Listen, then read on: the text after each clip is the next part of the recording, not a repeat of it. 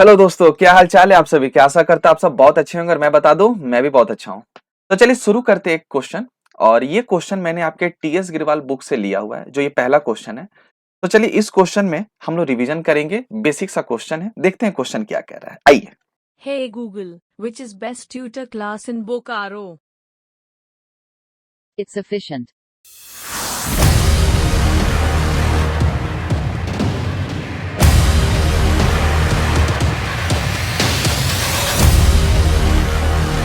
देखते हैं क्वेश्चन क्या कह रहा है। आइए। तुषार जी ने परचेज किया है एक मशीन। ओके, कितने का खरीदा है तुषार जी ने मशीन? 90,000 का। क्या उन्होंने कुछ और भी खर्चा कर दिया है? हाँ सर, उन्होंने खर्चा किया है कार्टेज और इंस्टॉलेशन पे। क्या वो 10,000 का है? क्या ये 10,000 भी जाकर ऐड हो जाएगा? और जब ऐड हो जाएगा तो क्या वो टोटल कॉस्ट कहलाएगा? हाँ। बोल रहा है रेसिडुअल वैल्यू या ओके ओके, रेसिडुअल वैल्यू को हम लोग स्क्रैप वैल्यू भी बोलते हैं। अनुमान लगाया जा रहा है कि कबाड़ी वाले अंकल 10 साल इसके खत्म होने पर हमें कितना गिफ्ट देकर जाने वाले हैं। वो हमें हाथ में 20,000 देके जाने वाले हैं। ठीक है। आपसे सवाल बोल रहा है कि आप क्या निकाल के बताओ, अमाउंट ऑफ डेप्रिसिएशन, और किस मेथड से बताओ? स्ट्रेट लाइन मेथड से। कब? जब साल खत्म हो रहा है 31 मार्च 2025। लेकिन मशीन का जो परचेस है वो अलग अलग डेट में दिया हुआ है। ओके, ठीक है जी, वो अलग अलग डेट में दिया हुआ है। चलिए तो करते हैं क्वेश्चन। मुझे बताओ पहले रेफरेंस के लिए टोटल कॉस्ट कितना हो जाएगा। सर टोटल कॉस्ट हो जाएगा 90,000 प्लस 10,000।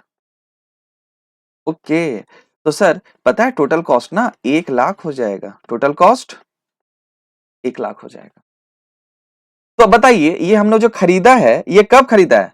तो डेट ऑफ परचेस है 1 अप्रैल 2024। तो मैं कलर थोड़ा चेंज कर लेता हूं और मैंने इस डेट को लिख लिया 1 अप्रैल 24। और कह रहा है मेरा साल कब खत्म होगा? 31 मार्च 2025। तो मैंने यहां पे साल को भी खत्म कर दिया, 31 मार्च 2025। अब मुझे निकालना है डेप्रिसिएशन। तो क्या टोटल कॉस्ट 1,00,000 हमने निकाल लिया? एस्टिमेटेड स्क्रैप वैल्यू क्या 20,000 दिया हुआ है? रेसिडुअल वैल्यू को स्क्रैप वैल्यू भी बोलते हैं। और लाइफ जो दिया हुआ है क्या वो 10 ईयर्स दिया हुआ है? तो इस हिसाब से एनुअल डेप्रिसिएशन पर एनम क्या हमें पता चल गया? हाँ सर, ये तो 8,000 है। 1,00,000 माइनस 20,000 डिवाइड बाई 10। तो सर पहले ईयर का जो डेप्रिसिएशन यहां से लेके यहां तक का जो निकलेगा वो कहीं ना कहीं वो 8,000 निकलेगा।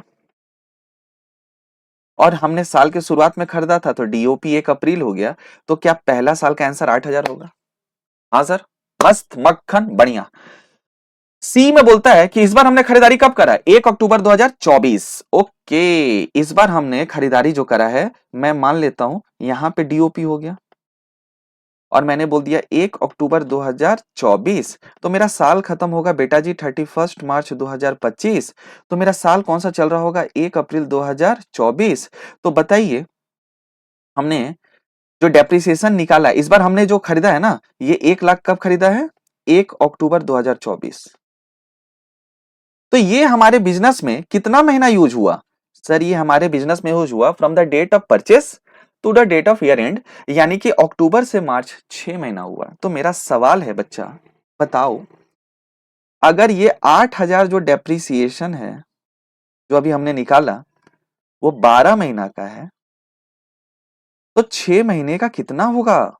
सर हम बता रहे हैं आंसर, बताइए सर। सर 6 महीने का आधा हो जाएगा, यानी कि हमारा डेप्रिसिएशन 4,000 हो जाएगा। तो क्या ये सी वाला केस है? क्या ये ए वाला केस था? सर अब आप कौन सा केस कराओगे? अब हम आपके साथ कराएंगे बी वाला केस। क्या कराएंगे? बी वाला। चलिए जी चलिए, बी लिखा हुआ है। सर आप तो उल्टा कर रहे हैं। अरे हमने ऐसे ही पढ़ा एबीसीडी, हमारे टाइम पे पहले ए आता था फिर सी फिर बी। तो मैं आपको वही पढ़ा रहा हूं। ठीक है, हाँ सर ठीक है, पढ़ाओ। इस बार हमने कब खरीदारी करा? 1 जुलाई को। कब खरीदा? 1 जुलाई को। आ जाओ जी।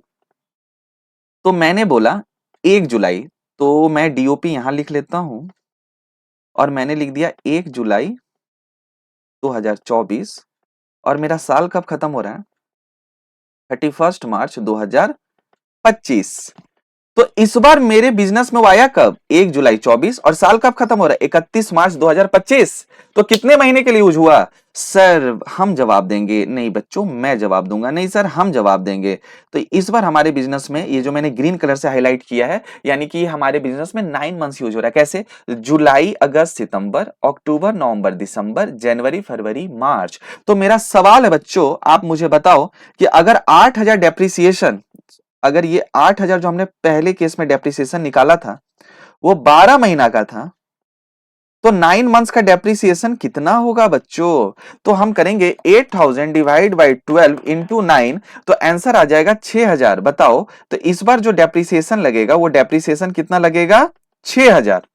लास्ट केस करेंगे और क्लास को खत्म कर लेंगे। ओके सर, तो ये छोटू सा क्वेश्चन आपके टीएस गिरवाल बुक का था, तो मैं सोचा कि चलो करा लेते हैं, एक बार रिवीजन हो जाएगा। इस बार हमने खरीदा है 1 जनवरी 2025 को। ओके सर, इस बार हमने खरीदा है 1 जनवरी 2025, तो मैंने डीओपी दे दिया 1 जन 2025, और मेरा साल कब खत्म होगा? 31 मार्च 2025। ये फाइनेंशियल ईयर है। तो ये साल कब खत्म हुआ? मेरा साल खत्म हुआ 25 में, और हमने खरीदा कब था? 1 जनवरी 2025। तो बताओ ये साल शुरू कब हुआ होगा? सर ये साल शुरू हुआ होगा 1 अप्रैल 2024, है ना? 1 अप्रैल 2024 सब में शुरू हुआ होगा। मैं शुरू वाला डेट लिख रहा हूं। तो इस बार बताओ हमने जो यूज किया है इस एसेट्स को, इस बार कितना महीना इस्तेमाल किया है? सर इस बार जो हमने इस्तेमाल किया है, जो मैंने रेड कलर से हाईलाइट कर दिया, उतना ही पोर्शन। तो बताओ 1 जनवरी से 31 मार्च कितना महीना? 3 महीना। तो मेरा सवाल है दोस्त कि अगर ये 8000 जो डेप्रिसिएशन है ये 12 महीना का है, तो 3 महीना का कितना होगा? जल्दी से मुझे कमेंट करके बताओ इसका आंसर क्या होगा। तो 8000 into 3 divide by 12, answer comes to 2000। ओ, इस बार 3 महीने का डेप्रिसिएशन कितना होगा? 2000। तो ये एक छोटू सा बेसिक सा क्वेश्चन मैंने आपके टीएस गिरवाल बुक से, पहला क्वेश्चन है ये आपके एक्सरसाइज का, मैंने ये कराया है। तो होप्स आपको बहुत अच्छे से समझ में आ रहा होगा और आपका रिवीजन भी बहुत अच्छा मेरे साथ कंप्लीट हो रहा होगा। तो मिलते हैं अगले क्लास में, तब तक के लिए आप अपना ख्याल रखिए। टाटा, सी यू, बाय बाय।